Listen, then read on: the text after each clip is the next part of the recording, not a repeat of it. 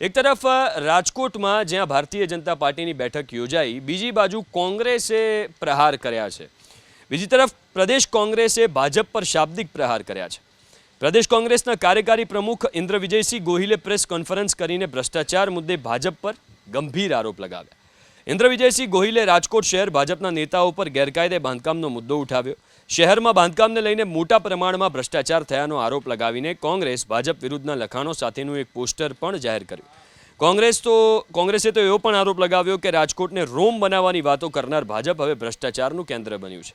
સામાન્ય નાગરિકોના બાંધકામો તૂટે છે અને ભાજપના ભ્રષ્ટ નેતાઓના બાંધકામો પર બુલડોઝર ફરતું નથી.